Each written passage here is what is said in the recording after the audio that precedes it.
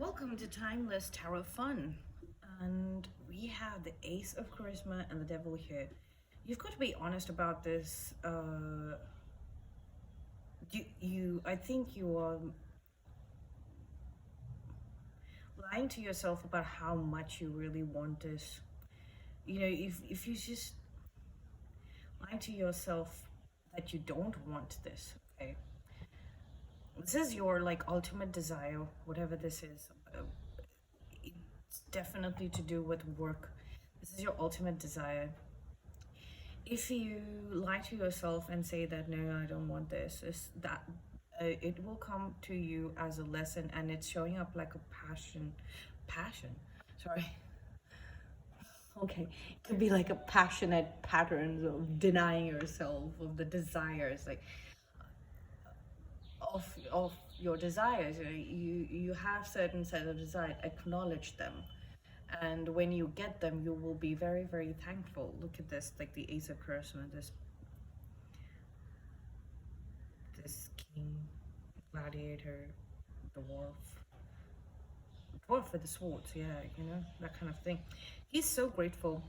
It's like the devil and this dwarf king possibly exchanging gifts. You know, the devil offers an elixir to make his to help him achieve his dreams, and you know, in exchange, this dwarf king offers him the sword of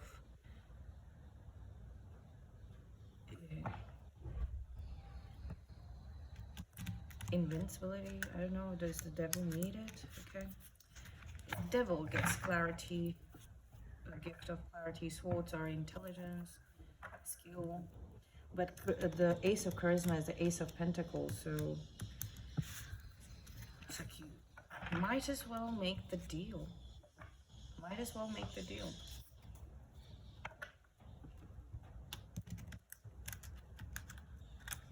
It's just acknowledging your shadow side, where you've buried all your desires, you know, and the quality of the soul determines whether the deal stays or not.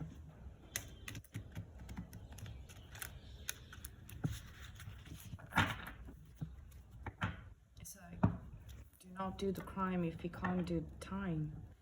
But everybody has a set of things written on their soul's paths, right?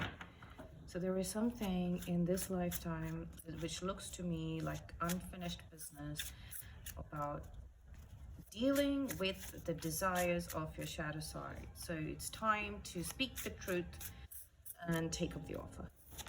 You will clear a lot of karma points for yourself. I mean, whether it is good or bad, clearing the account is always a great thing to do. You need to do some sort of study. Maybe it's in your ancestry. Look into the ancestry of your life if you do not know the identity of your parents, or the true identity of your parents. This is time to look into that. I'm just getting the messages, I'm letting it flow. Okay, then we have the Hangman in the unconscious. There is somebody who's trying to connect with you and you are not seeing it. This is help coming from an ancient civilization.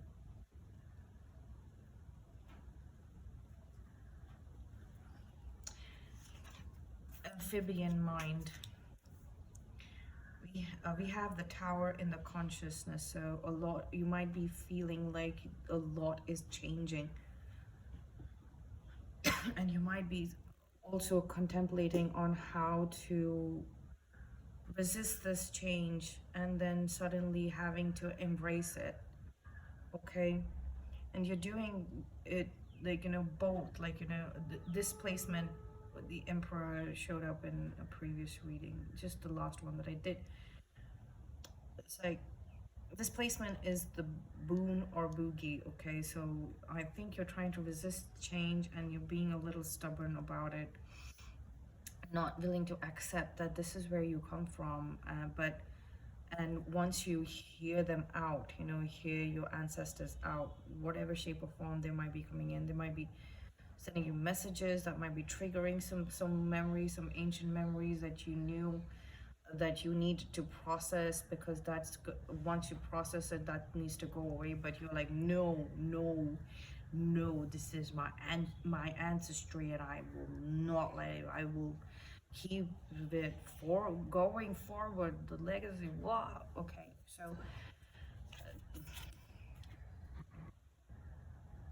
and then you're willing to lose everything to keep up the message. Somebody's reaching out to you to tell you to let it go, whatever it is, legacy. Okay, the Knight of Strength. I'm feeling somebody's getting very, very triggered, and they want to take action, and you might want to check into what are the set of actions that you need to take. Doesn't mean that you have to give up a legacy. Doesn't mean that you have to give it up completely, but it's got to change. It's got to change.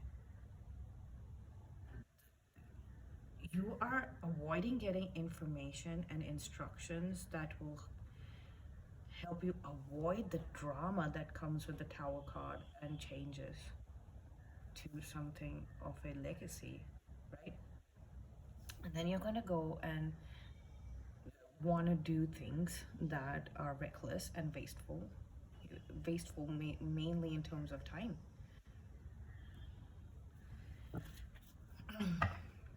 Yeah, 5 of Charisma.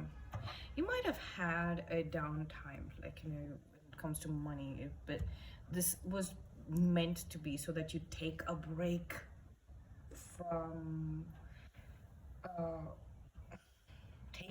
from whatever it is that you were doing.